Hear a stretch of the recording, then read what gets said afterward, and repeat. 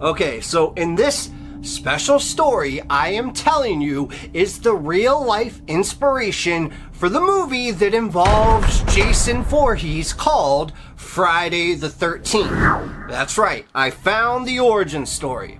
And don't worry, there's plenty more origin stories that I have found from other classic horror movies, so there's nothing for you to do other than to sit back and enjoy. I hope you're excited for the story, and if you are, please leave a like right now. We have got to get this up to at least 55 likes, people. We can absolutely do it. I have faith in you.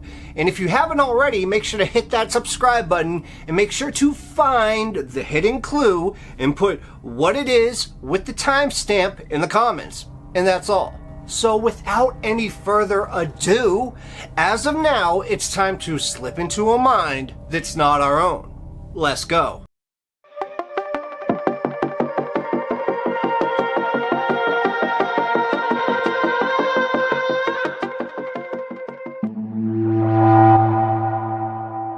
On June 4th in 1960, 4 teenagers ventured out into the wild, unaware that it would be their last outing.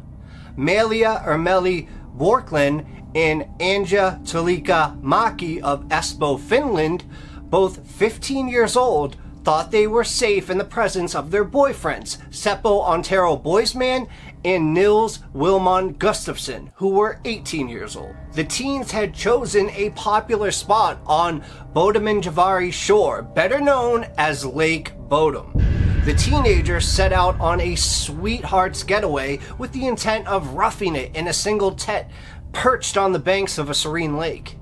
So they went out and they enjoyed their first evening near the lake and eventually headed to bed in high spirits, and it wasn't until they woke up in the morning when terror struck them. The calm, peaceful morning that had greeted the campers on their arrival the day before had been replaced by an eerie stillness in the pre-dawn hours between 4 and 6 a.m. And nothing seemed amiss as they laid snuggling in their tents until suddenly the air was met with these screams of terror as an unknown assailant descended upon them. 3 of the campers were mercilessly killed in the attack, while the 4th barely survived after sustaining multiple injuries, including a concussion, a fractured jaw, and several broken facial bones. The murder scene was a sight of horror. Nils Wilhelm Gustafsson lying atop the collapsed tent, his face contorted with grief and shock. His 3 teenage companions are sprawled among a patchwork of blood-stained fabric and torn canvas. And this shocking news of their deaths was stumbled upon by a bird watchers group at dawn, who noticed the collapsed tent from the lake shore. A lone blonde figure could be seen walking away from it through in the trees. And as they slowly approached the tent out of curiosity, they saw Gustafsson, still alive but shell-shocked and barefoot. And when they discovered the grisly scene before them, they alerted the police, who arrived by noon, more than 6 hours after the Lake Bodum murders had taken place. Maki and Boisman were found inside the tent, while Bjorklund's body was lying naked from the waist down outside it next to an inconsolable Gustafsson. Bjorklund's body was in dire condition, stabbed numerous times beyond her death. Gustafsson, filled with terror, described the attacker as a looming black figure with piercing red eyes, and he vaguely recalls those crimson shards coming at him before everything just kind of went blank. He said he was the first attacked and that he became disoriented, making his account of what happened hazy. The assailant apparently thought Gustafsson was dead before advancing on to the other victims.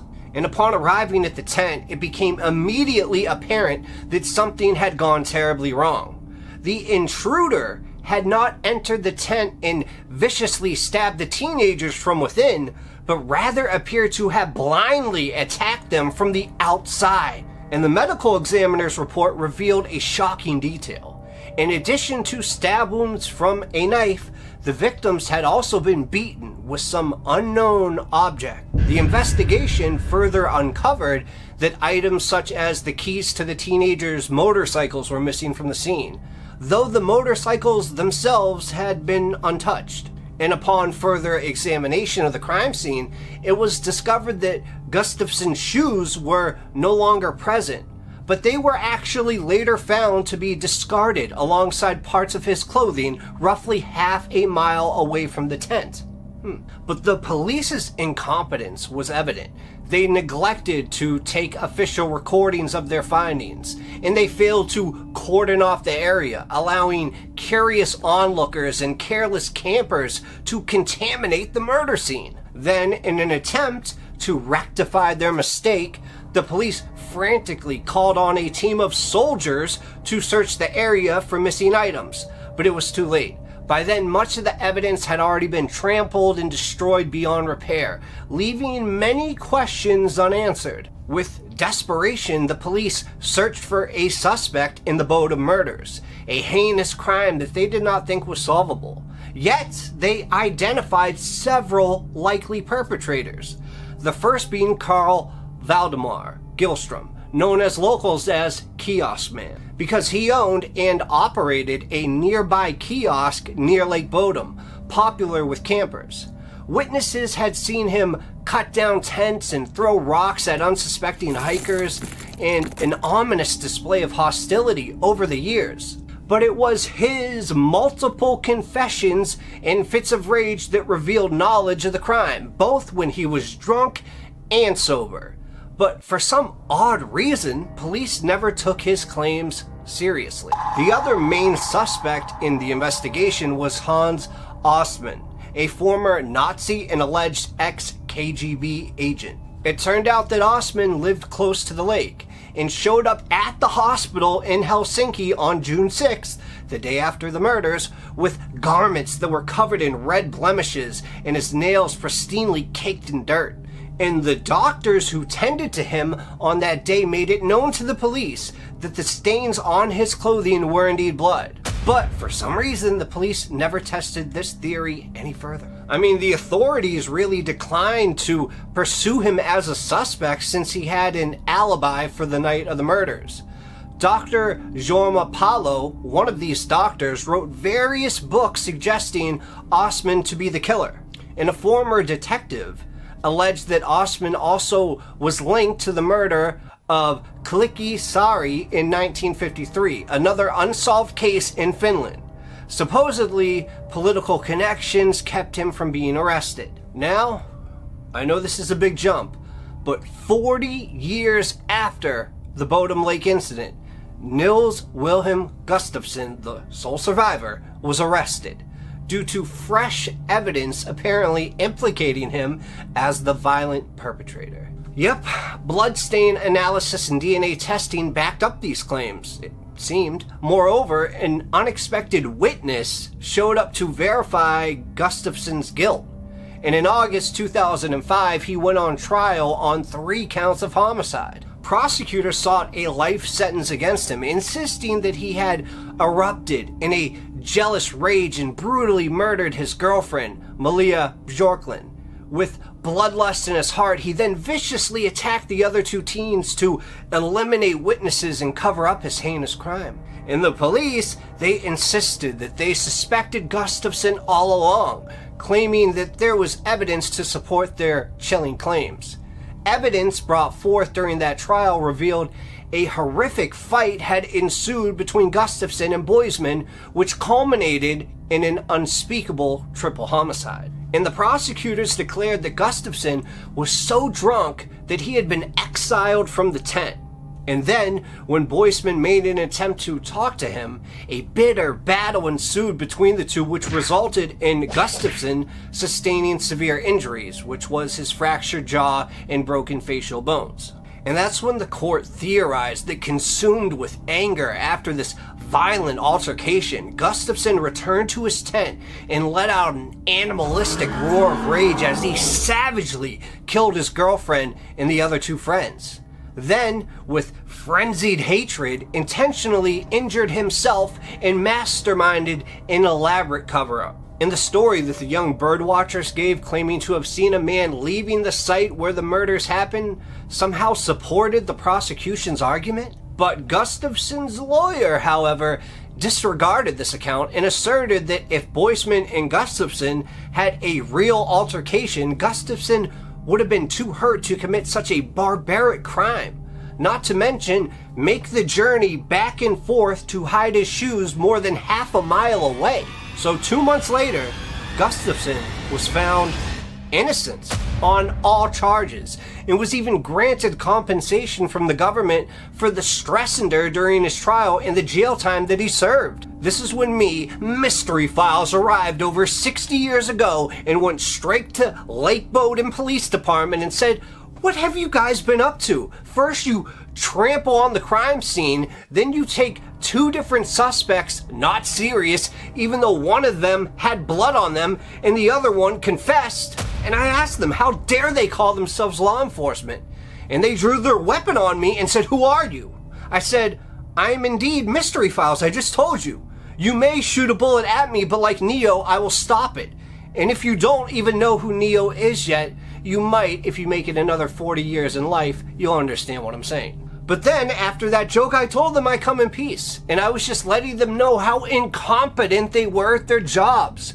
And that now, we might never know who did it. And they said, "Well, this is a tough job. And we tried to do it right." And I said, "I already listed the reasons you did it wrong."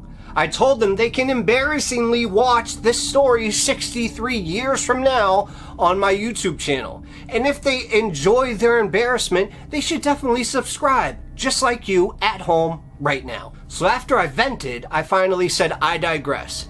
And I hopped in my teleporting machine and landed back in my studio. Now, Gillstrom wasn't completely disregarded as a suspect due to his known violent tendencies. He had previously confessed, though later denied, to murdering his neighbor in a drunken rage. Being the local who held a grudge against children and campers, Gillstrom was a major suspect. And people reported seeing him walking home early on the morning of the murders. But no one wanted to ask him any questions, knowing his erratic behavior. They also mysteriously saw him pouring concrete down a well, which was a very unusual activity. But investigators decided not to pursue this lead as well. I mean, why would they when it could actually lead to an answer in something? Unbelievable. Now, theories that Gillstrom had been involved with the murders of the 3 teenagers at Lake Bodum swirled around him like a dark cloud, and he was compelled to confess his involvement time and time again. And he said he was in constant fear of being arrested and sentenced to life in prison for what he may have done. And in desperation, Gillstrom pleaded to his friend for help. What should he do if he turns out that he was the one who committed such a heinous crime? And with no other options left, his friend suggested the only way out for Carl Gillstrom would be to swallow the murky waters of Lake Bodum, never to come up again. And so, 9 years later, Carl drowned himself in the lake, an act of final penance for whatever secrets he had hidden there. It is to mention that most believe it was him taking his own life, but some believe that it could have been the same person who killed the others at Lake Bodum. I mean, at that time, it was thought that the guilt of the Lake Bodum murders drove Gillstrom to take his own life, but police could never find any real proof at all linking him to the killings, leading them to conclude that he was an emotionally disturbed individual whose confessions were not trustworthy. Even so, many continue to suspect him of being involved in the gruesome murders. Unfortunately, no other suspects have been identified, and no additional evidence has come to light, making this Finland's most chilling unsolved case. Now, the creators of Friday the 13th have previously said that their series was not based on a true story, but could that have been because they wanted to take credit of its originality? I mean, let's not forget this happened at Lake Bodum, and Jason Voorhees in Friday the 13th kills at Camp Crystal Lake. That's pretty similar. Not to mention, Jason literally, especially in the 2009 movie, I'll give you an example, is known to have drowned in the lake. And then all of a sudden when his mother dies, he comes back to life from the lake. And then even at the end of the movie, when he's dropped in the lake, he comes back from the lake. So could it have been Gilstrom? And could this have just been an ebb and flow attempt of him taking his life and then being resurged? Not to mention, there's many times where Jason's eyes in the movies look red. And if you just want to take one example, if you watch the newest one, like I said, from 2009, on his second kill, when he grabs the woman from the tent, he plunges his machete through the outside of the tent, just like described in Lake Bodom. And also, let's not forget, a blunt instrument was also used, and Jason Voorhees was notoriously known for using his machete to stab, but also to smash. Not to mention, there's no doubt that this unsolved massacre at Lake Bodum bears a lot of chilling similarities. So was this the heinous crime that inspired Victor Miller to write the now horror classic Friday the 13th? Well, I'll let you be the judge on that in the comments section right now.